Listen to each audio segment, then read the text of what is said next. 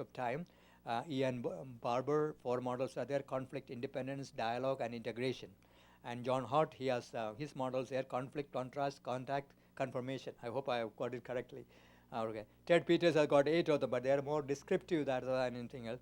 And my own personal view, I have done quite a rather detailed study of science Catholicism dialogue. For the last 400 years, 300 years, or 350, 400 years, science Catholicism dialogue. Then my findings are like this: that science and Catholicism, modern science and Catholicism relationship cannot be put into any one category. Like conflict, independence, dialogue, integration, not any particular category. It evolved over the centuries. It evolved, you see, and it went through 3 stages according to me. The first stage was encouragement. Second one was estrangement, which is tension, or third one is engagement. And today we are in this engagement stage, very much. Of course, there is certain word overlap always there, but by and large, we are in the engagement stage. And this is how I look at Catholicism, modern science relationship. Okay. The meeting point between science and religion, this is very important, according to me. Where do science and religion meet? Many people will say, what, science and religion, this seems very fussy, and some of these philosophers are not very happy. Some of the scientists are not very happy. He said, what is this? Why? It seems to be a waste of time, this talking about science religion thing, because they are expecting the dialogue or interaction to take place at the level of some theories or some very specific thing, some very limited thing, some theories. Okay, this has happened in the case of Kepler. I have shown to some extent that this has happened there in the case of Kepler's discovery of the laws of planetary motion to some extent. But in general, I think no. It is usually the interaction takes place at the level of life, the lived life experience of the person. You see, the interaction can take place at different levels. It can take at the idea level, okay, and even idea also complex ideas and so on level. But according to me, this real interaction takes place at the level of life, a lived life. And of course, which means highly complex situation it is. You see, highly complex situation. And so if you can look at this interaction at that level, then you will find that science-religion dialogue makes much better sense than looking at it at ideas or theories level. I'm not saying that we cannot look at it. We can look at it. And many of this, when they talk about Ian Barber and so on, by and large, looking at this idea level. There's a boundary situation where certain ideas are deficient, so you need to bring in religious ideas and so on. They put boundary. That's fine. That's possible. But I think real meeting is at the level of life, lived life experience of the person. Why? Science is much more than ideas and theories, since it has become a worldview. Since a worldview, it goes far beyond any particular theory, any particular idea. Similarly, religion is more than a set of beliefs and principles. It involves the whole life, the different aspects of life, rational and non-rational, objective and subjective, communitarian and personal. And here I'm quoting Fritjof Capra. There's a beautiful quotation from him. Science does not need religion or mysticism. He uses the word mysticism. Mysticism does not need science, but humans need both. According to me, is a very beautiful statement. And this in a way expresses the purpose of science religion quite well. Okay, now science religion dialogue in India. What are we doing here? The general scenario. Traditionally in India, both science and religion are taken very seriously. India is a country where religion is taken very seriously, science also taken very seriously. Okay, hence there is a keen interest in science-religion dialogue. There's keen interest. At one time, I had about 25 centers spread out all over India. 25 centers, yes. But it was very difficult for me to keep all 25 going in various parts of India. And then, of course, funding was a major problem. Templeton was very generous to me, but still, it's not good enough. And some of them are not doing well. So now I have decided to cut it down to 7 or 8, because they are the ones who are working well and producing something. We'll go into that. But anyway, tremendous amount of interest is there. And however, well-informed, critical approach is lacking in most cases. You see, if you ask a Hindu, well-educated Hindu, even a scientist Hindu, which is somewhat religious-minded, he said, there is no problem whatever, there is no problem, there is no tension between science and religion. When I am in the temple, I am a good Hindu. when I am in the lab, I'm a good scientist. No, what is the problem? There's no problem. That is the standard answer. Our Nobel Prize winner from Pakistan, what is not Abdul Kalam, but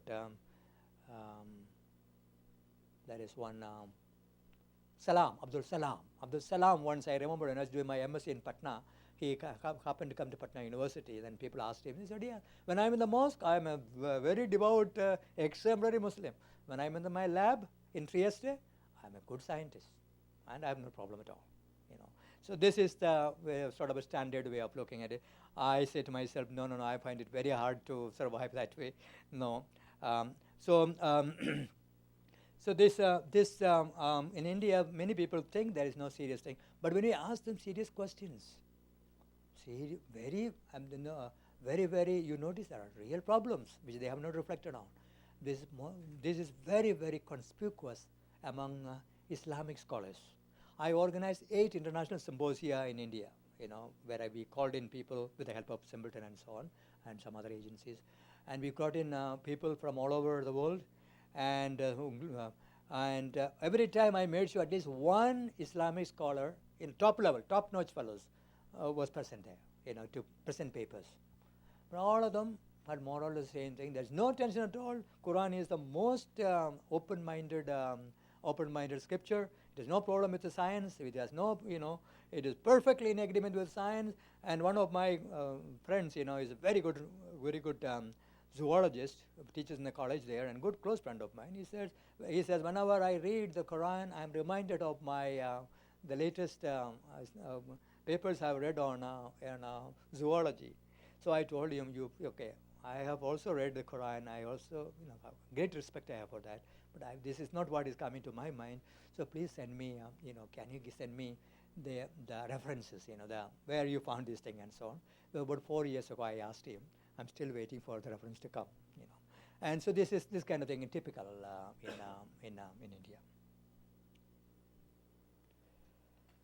Okay, Science Religion initiative in Pune. I have already mentioned this one. I will not spend any more time on this. Now let's come to the In Search of the Eastern Wing of Science Religion Dialogue. Some limitations of current science religion dialogue movement. Okay, these are exploratory, and because of lack of time, I cannot nuance some of the statements very carefully. So please don't take it literally. I know I'm not qualified yet and so on. Some of the statements need to be qualified and so on. So please take it as an exploratory paper, thinking aloud, as it were. SRD has made tremendous progress, but still remains very much a Western phenomenon, focusing mostly the academic community. This is my perception. Mostly, I'm not saying exclusively. Its impact on non-academic sphere is limited. I'm not saying absent, but limited, much less among the ordinary people. Since science is for all, and religion is for all, I think science-religion dialogue should also be for all. All need to be beneficiaries of this noble initiative. As I have mentioned, Cssrfj involves a 3-stage process: information, formation, and transformation. Much progress in the first stage has been done. Information, very good information. The second stage also, considerable success. Okay, formation also. The third stage is very much still to be achieved. Third stage still to be achieved. Okay, this is my personal view. The transformation. I'm not saying that the transformation can take place overnight. My goodness, it's a long process, but it has to be initiated, and it has to, it has to start moving. Okay, and I don't see much of that movement going on. Okay, so let me mention some past attempts to develop an Eastern wing of science religion dialogue. Here in particular, I want to talk about the Tao of physics, Fritjof Capra's Tao of physics. Of course, in the U.S., there is this book is not very highly appreciated, especially scientists, especially science religion dialogue people always tell me, please don't talk to me about this, because they used to discourage me. But in India and other places, quite a lot of acceptance is there. And okay, there are a number of books that come out. The Tao of Science by Ralph Siu in 1957, Tao of Physics, Capra's book in 1975. It has gone through so many editions in so many languages. It has been translated. Very, very popular book. The Dancing Woolly Masters by Gary Sukov, 1979. The Tao of physics is the most important one. What does he say, basically? I mean, put in a very, very concisely. He sees a striking parallel between the findings of contemporary science through empirical study and the findings of Eastern sages through intuitive wisdom. He says, especially quantum and relativity, when you take, you find a lot of parallelism or similarity between what the sages of the East especially have found and what contemporary science, with the help of quantum theory, relativity, and of course chaos theory and so on, he did not come into development at that time, so he doesn't make any reference to that. But he's saying, and then since there is so much parallelism, he says this opens up the possibility for a healthy dialogue, and this is roughly his thesis. Now, his thesis has been subjected to very severe critique, positively and negatively. Some people have given him, very high praises, but some others have given him, and I think a larger number has given him negative criticism. Most powerful among them, I think, are Ken Wilber and Jeremy Bernstein.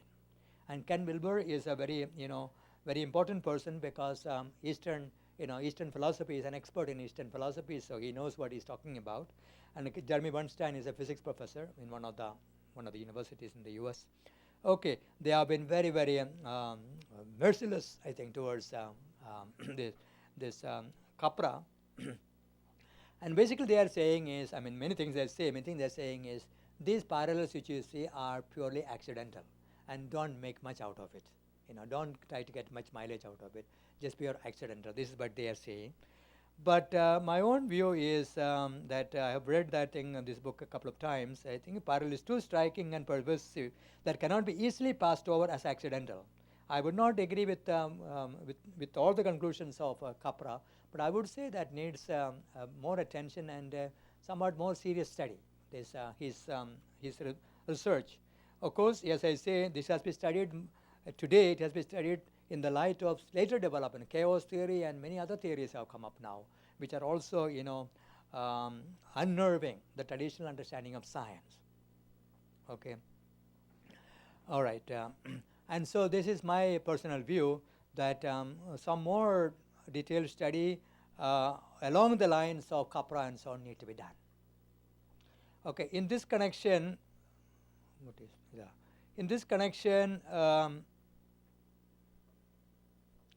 let me mention some possible items which may help us in developing the Eastern wing. Okay, possible. This again has to be subjected to serious thinking, reflection, and so on.